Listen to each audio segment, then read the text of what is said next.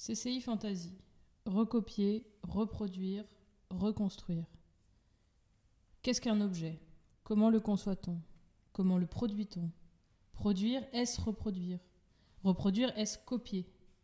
Sont autant de questions précédant l'élaboration des objets présentés dans cette exposition et qui ont tous été conçus par les étudiants et les étudiantes du second cycle de l'ESAC de Cambrai, accompagnés par Olivier Lebrun et Karl Navreau à l'automne 2020. Pour tenter de saisir les strates de cette exposition, il est nécessaire de revenir sur les processus de création de ces objets et de leur monstration, qui reposent tous deux sur le passage d'une copie à une reproduction artistique. La fiction de l'écrivain Philippe Cadic, Payer l'imprimeur, de 1956, présentée ici sur des mugs, a fait l'objet de plusieurs étapes de reproduction.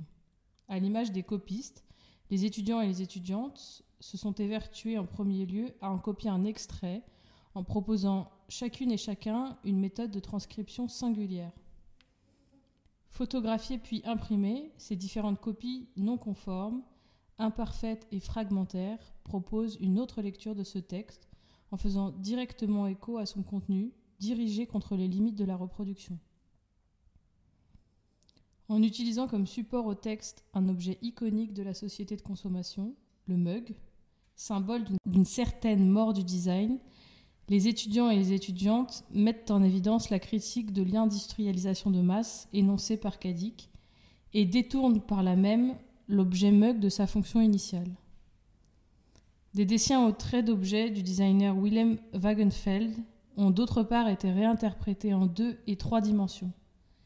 Les sculptures et les dessins proposent par le biais de la copie, de l'hybridation et de la reproduction de mettre en lumière les processus de création. Car bien avant d'être perçu par le spectateur, l'objet aura été copié, déformé, reconfiguré pour être produit puis reproduit.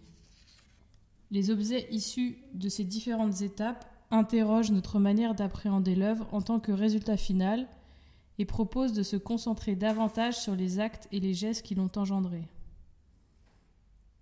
La complexité entre les différentes étapes mises en œuvre et les jeux d'échelle opérés avec les objets produisent une confusion entre ce qui relève de la copie, de la reproduction ou de la création.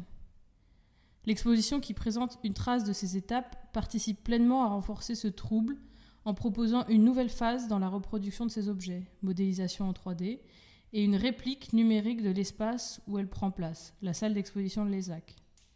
Son mode de présentation par strates, qui s'appuie dans la multiplication de ces étages en sous-sol sur la fiction d'Albert Meister, la soi-disant utopie du centre Beaubourg, intensifie l'effet d'une perte de repère, proche d'un contexte duchampien. Le visiteur est alors libre d'interpréter ce qui relève selon lui de la copie, de la reproduction ou de la création. Cette exposition participe de la volonté de reconstruire une histoire, celle du Centre de création industrielle, CCI, à partir de scénarios pensés comme des épisodes qui réactivent certaines des thématiques présentées au CCI et dont l'actualité, même si déplacée, est toujours vive.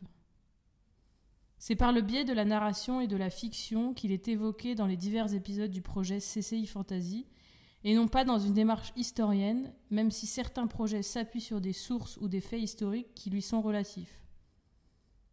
Il ne s'agit en effet pas d'écrire l'histoire de ce lieu, mais bien à partir de certains de ces thèmes qu'il a été traité au cours de ces 2 décennies d'existence, entre 1969 et 1992, d'en proposer un récit qu'il soit fantasmé, extrapolé et ou projeté dans l'actualité. Les projets présentés ici forment la première partie de l'épisode 1 et réactivent un des sujets principaux du CCI, la consommation des objets, leur reproduction et leur représentation sous la forme d'une exposition virtuelle, fantasme d'un mode de présentation dont aurait pu s'emparer le CCI.